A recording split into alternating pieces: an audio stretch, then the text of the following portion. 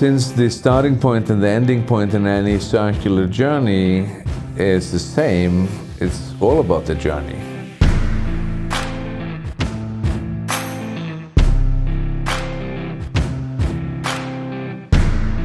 What I try to do with most of my tours is really kind of live by that motto that it's an adventure, not a vacation. So you see a lot, we do a lot, we wish we would do more, but this is the ultimate amount of sites and activities you can pack into the days that we do. So this is not a 9 to 5 with a pleasant stop somewhere for a sit-down 2-hour lunch.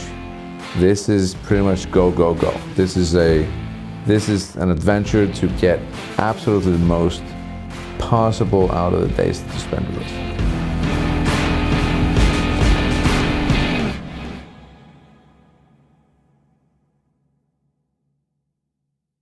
us. Good morning, ladies and gentlemen. This is your director speaking. Today we're going to be sharing a glimpse of the most amazing off-road adventure you can have in Iceland. What am I doing here? I'm not an off-roader. I drive a freaking minivan. Okay. Alright. Let me introduce myself. My name is Steven. I'm a filmmaker from Utah. That's me, in Iceland. That is our guide. His name is Guðmundur Birgit Haversen. I hope I said that right. We called him GB. I haven't met very many Icelanders, but I'm pretty sure he's the coolest one. I traveled with a group of off-road enthusiasts to Iceland for a 9-day adventure around the country. We had 5 couples, and then there was Ty and myself. He and I ran cameras, and you've already met GB. We traveled in 4 vehicles. GB drove his Nissan Patrol, we took turns driving his Jeep Gladiator, and we rented 2 Toyota Land Cruisers that we lovingly called Master and Baby Yoda. So strap in, turn your headlights on, that's the law in Iceland, and here we go. Let me say that slowly. Eyjafjallajökull. Anyway, so I'm gonna go and grab the lunch and we'll get out of here. So, Steven, what was an average day like on your Iceland trip? Thank you for asking. Let's turn on some catchy music and talk it over.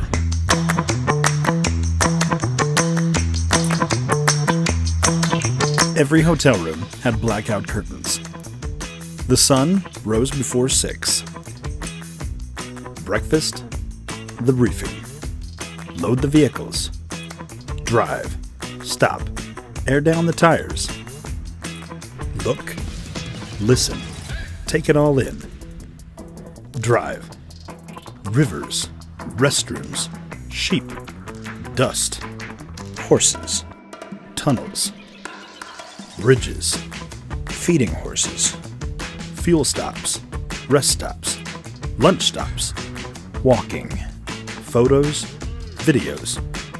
More photos. More videos. Drive. Be prepared for long, exciting days.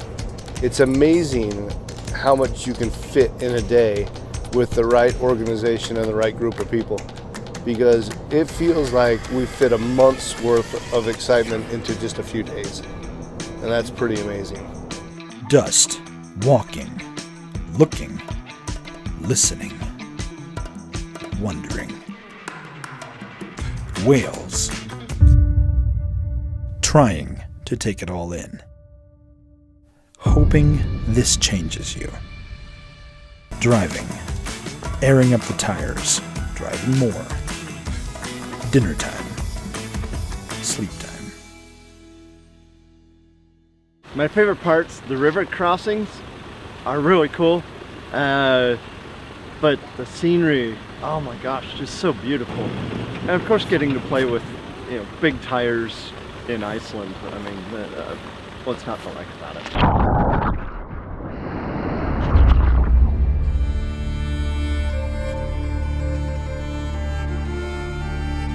There was only one person on this trip who was not a serious off-roader, and it was me. I own 2 cars, one of them is a minivan, and of the 2, it is the superior off-road vehicle. So when someone says, We're gonna go into the interior. So we're gonna Christian you in river crossings. I get excited and a little nervous.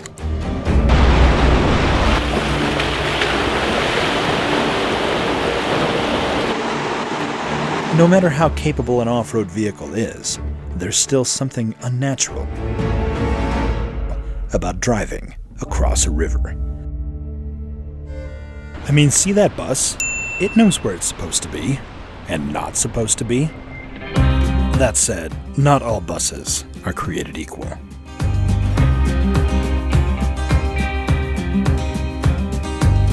And I don't know that I have the answer to the question of why do we do this, but I think we just need to force ourselves to get out of the daily grind. When you stop your life and go and live your life, you just feel better. And you feel like all the work that I do every day, 9 to 5 or 7 a.m. to 9 p.m. is worth it when you can go and have these experiences that you'll probably never have again. And just watch out, especially with this one, that there are going to be some rough rocks. Okay. As long as there have been humans, rivers have been used as boundaries. And as long as there have been boundaries, humans have been crossing them.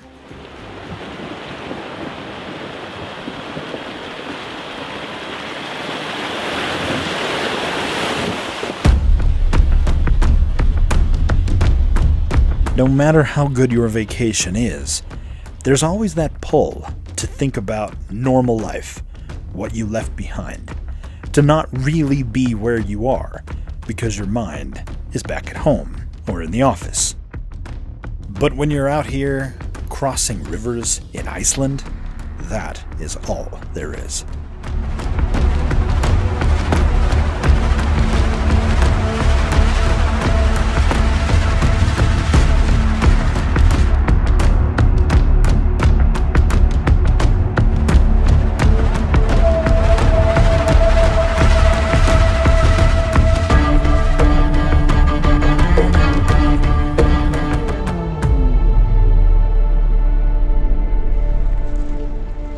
The rivers scared me, but in a good way.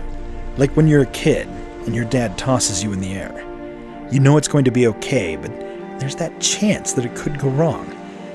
But the fact is, you love it, and you can't get enough of it. For most of the group, this was a vacation. For me, this was a big job. Filming something I've never filmed, in a place I've never been, with nothing but the contents of my luggage to make it happen. Like Caesar crossing the Rubicon, there was no going back. We had come to Iceland for an adventure, and that is exactly what we were going to get. It's such a simple idea. You take moving water and add gravity, but there's no way to describe what it feels like to be next to this kind of power.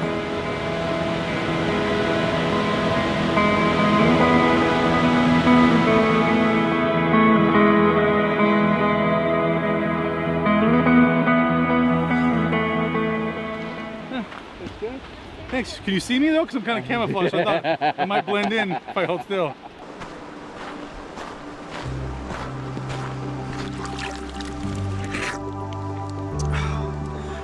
That's the best water I've ever tasted.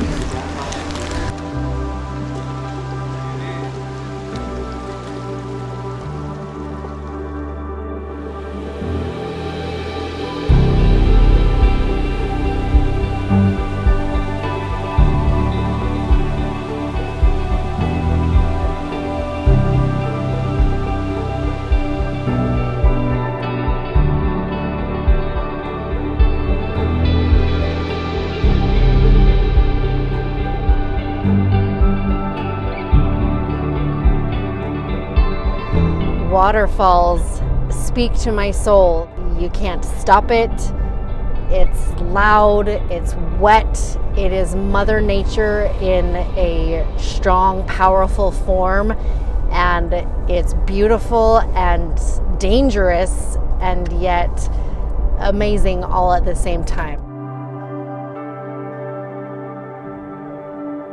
So we just went for a little hike, and the river got in our way. I decided to bring some of it home with me. This was not a pleasant walk to a picturesque photo opportunity. We were soaked after this. And we all learned the difference between water-resistant and waterproof. I'm looking at you, Columbia.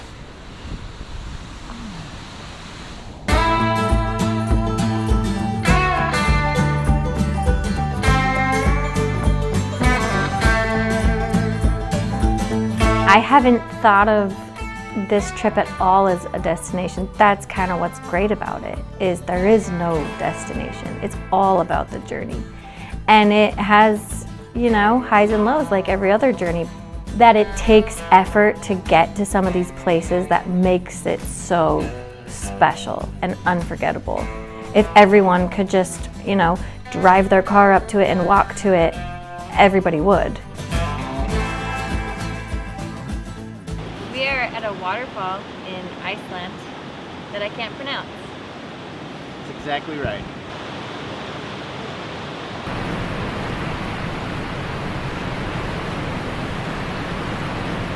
The most powerful waterfall in Europe. More than 52,000 gallons of water passes over these falls every second.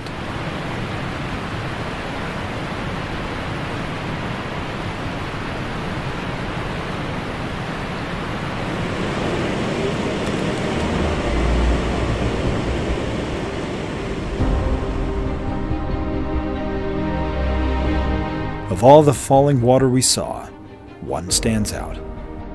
There was no visitor center, no parking lot, no sidewalks, no handrail. There was nothing between us and Iceland.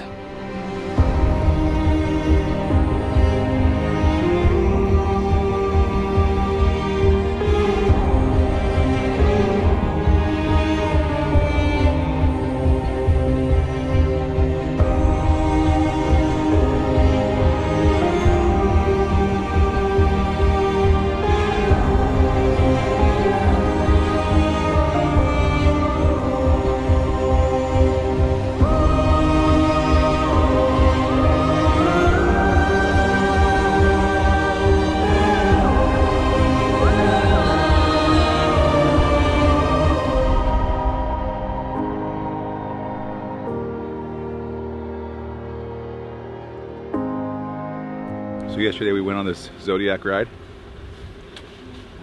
and in case you're uncultured and don't know what a Zodiac is, it's like a boat with, it's like a raft boat thing.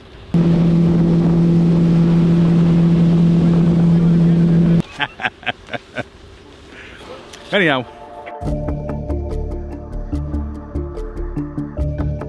Glaciers are really like extremely slow running rivers. Right. So it's not a glacier unless it's actually moving. You can't get much more off-road than a boat.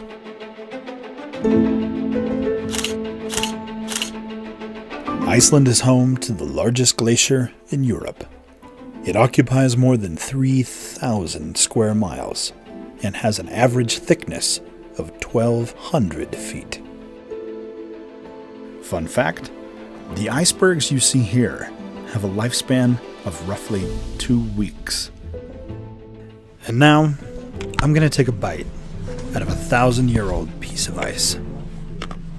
I love how everyone's first instinct is to just eat it. And you're like, that's gross. It's like icicles when you're... All right, Phil, hold it up in the air like it's a trophy, and we'll get the ice. Oh, it's a bill. Check! Check!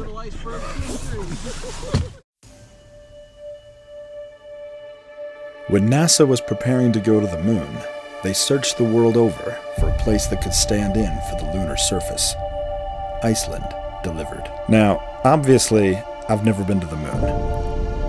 But since I've been to Iceland, I feel like I understand a little bit of what Buzz meant when he stepped off the lunar module ladder and uttered the words, "magnificent desolation.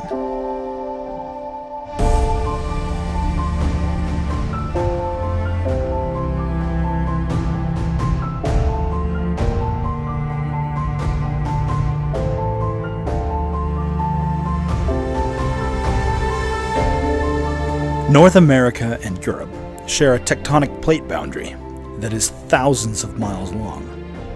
Right in the middle of that boundary is Iceland. North America is moving west and south at about 1 inch per year. Europe is also moving west and south, but not quite as fast.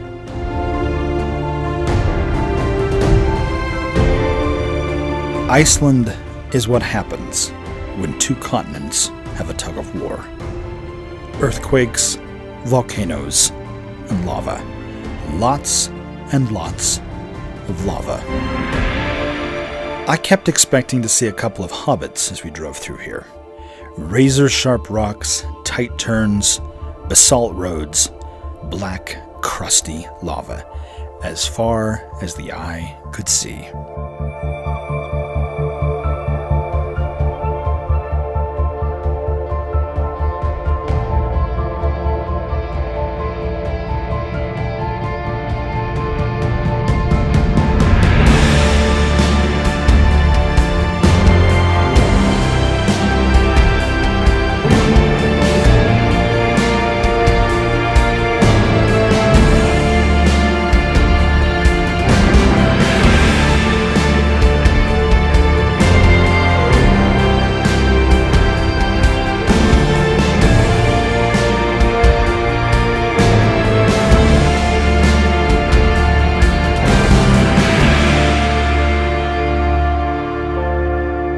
Traveling across this alien landscape was the most transported I felt the entire trip. We left the whole world behind. I've never felt more lost and found at the same time.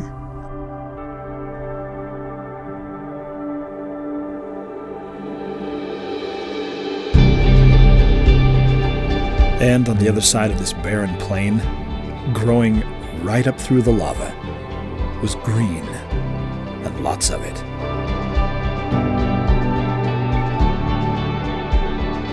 Iceland. What a gift.